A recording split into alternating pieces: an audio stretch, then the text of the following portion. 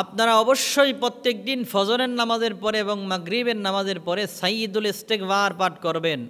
আল্লাহর রসুল সাল্লাল্লাহু আলাইহি ওয়াসাল্লাম সহিহ বুখারী শরীফের 5867 নম্বর হাদিসের মধ্যে আল্লাহর রসুল সাল্লাল্লাহু আলাইহি ওয়াসাল্লাম থেকে বর্ণিত, রসুল সাল্লাল্লাহু আলাইহি ওয়াসাল্লাম বলেন, যেই ব্যক্তি সকালবেলা ফজরের নামাজের পরে এ সাইয়্যিদুল ইস্তিগফার পাঠ করবে, ওই দিন ওই ব্যক্তি যদি মৃত্যুবরণ করে তাহলে বিনা হিসাবে আল্লাহ তাকে জান্নাতুল ফেরদাউস দান করবে। জোরে বলি সুবহানাল্লাহ।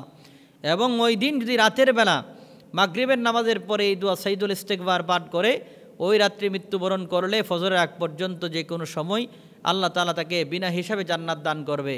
অবশ্যই সাইয়্যিদুল ইস্তিগফার পাঠ করবেন, যেটি সহিহ হাদিস দ্বারা প্রমাণিত। সহিহ বুখারী শরীফের 5867 নম্বর হাদিস।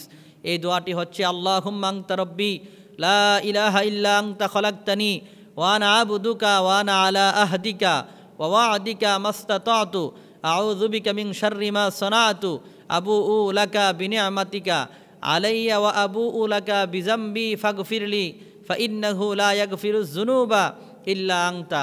অবশ্যই এই দোয়াটি আপনারা বেশি বেশি করে পাঠ করার চেষ্টা করবেন। আল্লাহ তাআলা আমাদেরকে এই আমলটি করার তৌফিক দান করুক, বলি আমিন।